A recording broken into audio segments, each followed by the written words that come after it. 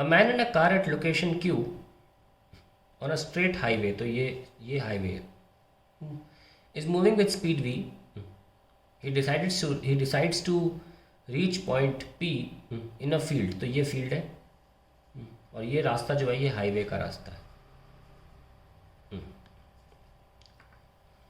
Point m as shown, sorry, in a field at a distance d from highway, which is point m से बिल्कुल सीधे की तरफ, as shown in figure, speed of car in the field is half to that of the highway। वो तो obvious सी बात है, field में तेज चल नहीं पाएगी, तो आधी स्पीड दे रखी है।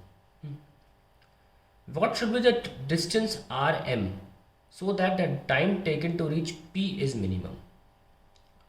आइए टाइम के लिए इक्वेशन लिख लेते हैं। टाइम जो है वो distance Q R plus upon वो वाली स्पीड v और डिस्टेंस आर पी अपॉन उसकी स्पीड v बाई टू, और we can also write Q R by V plus two by V R P. तो ये टाइम की एक्सप्रेशन है, और ये बात ध्यान रखें कि क्यू आर जो है वो वेरी करेगा, क्योंकि आर एम भी वेरी कर रहा है ना, क्योंकि हमें मिनिमम टाइम पूछा गया है कि जिसके लिए आर एम क्या हो, तो अगर आर एम की डिस्टेंस चेंज होगी तो क्यू आर की भी चेंज होगी। सो बेहतर होगा इस इक्वेशन में कैसे भी आर एम की क्या कहते हैं उसे, आर एम की वैल्यू को इंट्रोड्यूस किया जाए, इस इक्वेशन में कैसे भी आर एम लेटर को इंट्रोड्यूस किया जाए, क्योंकि अल्टीमेटली हमें आर एम ही निकालना है, और क्यू आर भी बदल रहा है, आर एम भी बदल रहा है, पर हमें निकालना है क्योंकि आर एम है, तो कैसे भी इस इक्वेशन में हमें आर एम को एंट्री देनी होगी। वो कैसे दी जा सकती, यही सबसे बड़ा कैच है इस सवाल में, क्योंकि निकालना हमें आर एम है। वेरी क्यू आर भी करेगा, आर एम भी करेगा, क्योंकि सवाल यह है कि आर एम की वैल्यू क्या होनी चाहिए। आर एम बदल सकता है, किस सिलसिले में बदल सकता है कि टाइम कैसे कम हो, मिनिमम टाइम के हिसाब से आर एम को बदला जा सकता है। तो अगर आर एम बदलेगा तो क्यू आर भी बदलेगा, पर क्योंकि आर एम की रिक्वायरमेंट है, सवाल में आर एम ही निकालना है, तो इस इक्वेशन में हर जगह कैसे भी आर एम की एंट्री लानी होगी, ताकि लिखने में आसानी है। तो हम इसको एक्स ले लेते हैं। अब देखिए मैं क्यू आर को कैसे लिख सकता हूँ, क्यू आर को लिख सकता हूँ क्यू एम माइनस एक्स, क्योंकि ये खास बात है कि क्यू एम नहीं बदल सकता, क्यू एम फिक्स्ड है, ये आर पॉइंट कहीं भी जा सकता है। तो इस तरह से फायदा ये हुआ कि हमने एक कॉन्स्टेंट को एंट्री दी और एक एक्स को एंट्री दी। तो क्यू आर को I can write Q M minus X divided by V, ऐसे मैंने क्यू आर लिखा।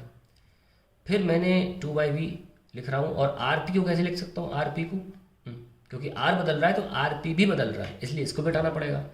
इसको भी फिक्स क्वांटिटी से हटा सकते हैं, कैसे, आर पी हाइपोटेन्यूज है D square plus x square, ऐसे हट गया आर पी। तो हमने क्या किया, हमने इंट्रोड्यूस किया केवल कांस्टेंट क्वांटिटीज को, और उसके अलावा केवल एक्स ही इकलौता वेरिएबल है।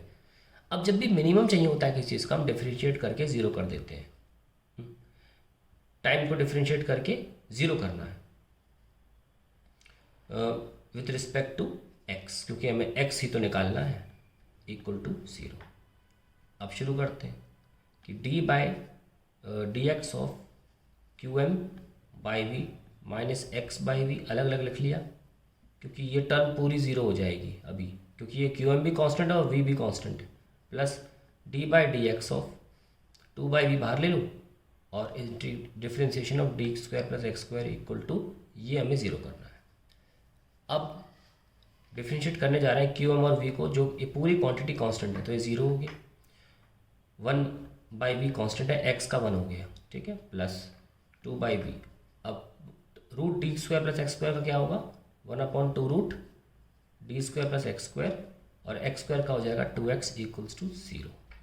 तो टू से टू कैंसिल, ये वी भी चला गया ज़ीरो में, तो हमें पास क्या बचता है, फ्रेम में आ रहा है, हाँ क्या बचता है मेरे पास, two x upon d square plus x square equals to one,